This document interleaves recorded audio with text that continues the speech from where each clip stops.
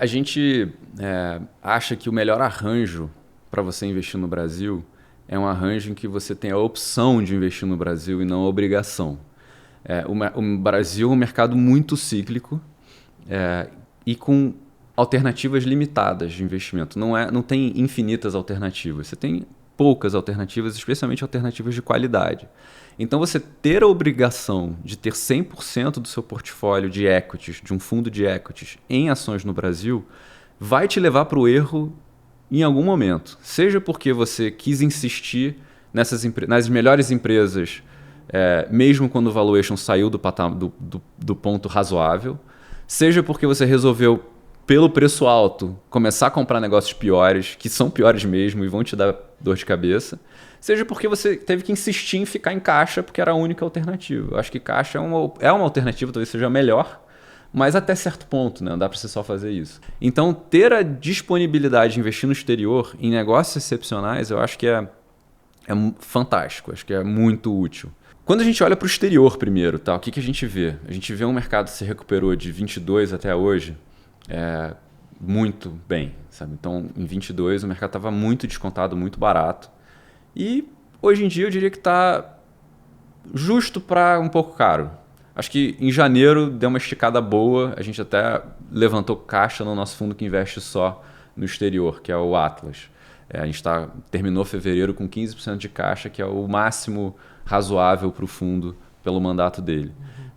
Então a gente vê, cara, o mercado americano não está barato, está mais para caro. Só que quando você olha para os negócios, o horizonte de crescimento dos negócios é muito longo.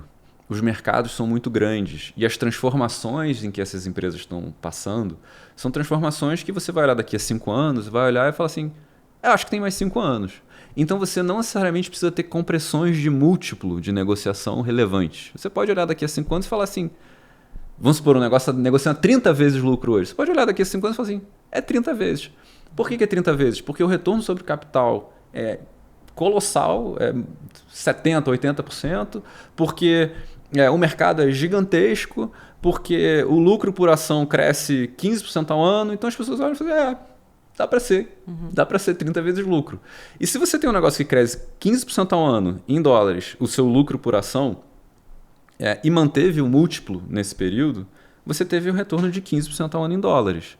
Se você faz o hedge cambial hoje e traz essa exposição de dólar de volta para o real, você ganha quase 7% ao ano hoje. Então você está falando de 15 mais 7, você está falando de 22% ao ano para estar investido numa ação lá fora do Lula, longe do risco Lula, do risco de fiscal. É isso. Aí você vem para o Brasil. O que a gente sempre achou no Brasil? As pessoas pagam demais pelo retorno potencial desses ativos. Essa combinação de CDI, né, pelo carrego, mais o retorno embutido nesses negócios fantásticos lá de fora. Eu não estou falando de negócios tipo desconhecidos e que vai de repente dar muito certo ou muito errado. Estou falando de negócios como o Google, como o Meta, como a Amazon, como a Microsoft. Tipo, negócios conhecidos, como o Visa e Mastercard, que a gente mencionou aqui. Cara, isso aqui tem que ser mais barato.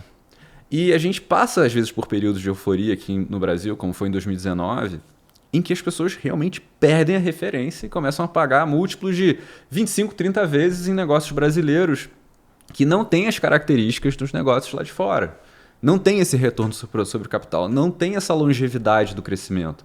Um dos problemas do mercado brasileiro é que o mercado é relativamente pequeno, consumidor. Então as histórias saturam com uma certa rapidez. Então quando você cresceu 5 anos, você olhou para mais 5, não sei, eu acho que tem que ter compressão de múltiplo. Quando a gente olha hoje, a gente fala, realmente a gente está sendo recompensado por investir no Brasil.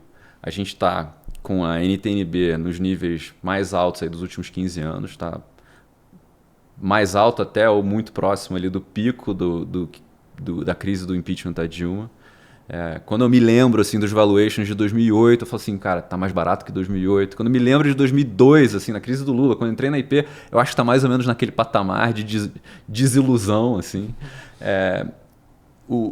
Não só o juro real está muito alto no Brasil, que serve como taxa de desconto para as ações, então deprime as ações, mas o prêmio que se paga em cima desse juro está muito alto também. No Brasil, nas contas que a gente faz, que pega um grupo de empresas que a gente gostaria de investir para calcular o risco de equities que está embutido nelas, a gente sempre encontrou um prêmio por volta de 3%. Hoje a gente está falando de um prêmio de 5, 6%. Que é o quanto você ganha acima de ficar num CDI, por exemplo, no custo de oportunidade. Exatamente. Qual é o prêmio de risco que você está recebendo via retorno para estar em equities, que é uma coisa volátil e tal. Esse prêmio de risco no Brasil, historicamente, na nossa visão, foi muito baixo, foi 3%. Hoje está 5, 6%. Então a gente tem muitos elementos que fazem as ações estarem muito baratas hoje em dia. E a nossa cabeça vamos investir com muita solidez no Brasil. Não é comprar as coisas mais descontadas que podem dar a maior pancada quando as coisas melhorarem. Porque você pode ficar pelo caminho com essas histórias se você tiver um problema mais prolongado no Brasil. A gente ainda está lidando com uma situação que é a luz no fim do túnel numa troca de regime econômico nas próximas eleições. Só que não está claro ainda quem que vai concorrer, não está claro ainda quais vão ser as armas dos incumbentes para realmente se manterem no poder e continuar com esse tipo de política. Não está claro o quanto de heterodoxia eles vão fazer no caminho para conseguir segurar a inflação a duras penas e maluquices econômicas para conseguir ir bem no pleito. Então tem muita água para rolar nesses 18 meses. Por isso que a gente não está 80%, 90%, 100% no Brasil. A gente está ultrapassando 40% agora. O resto é ação americana. Ação exterior. E caixa. Muito pouco caixa. Lembrando que você explicou um pouquinho, mas que essa exposição não necessariamente é totalmente dolarizada, a parte americana. Vocês anulam. Sim, a gente faz o hedge cambial da maior parte dessa exposição. Uhum. Então, hoje em dia, a gente acha que no Brasil, para investir, você tem que ter o playbook década de 80, década de 90. Assim, eu quero comprar negócios que lidem muito bem com o ambiente inflacionário, com o ambiente recessivo, que consigam aguentar muito bem os solavancos. Isso é o quê? Eu acho que aqui são os bons bancos no Brasil. Tá? O Itaú, por exemplo, acho que é um desses. Empresas como a Energisa Equatorial, de distribuição elétrica. Shopping centers, bons shopping centers essenciais, são assim. São alguns negócios que a gente acha que são realmente feitos para o Brasil raiz, digamos assim. Uhum. E eu acho que esses negócios vão se dar bem.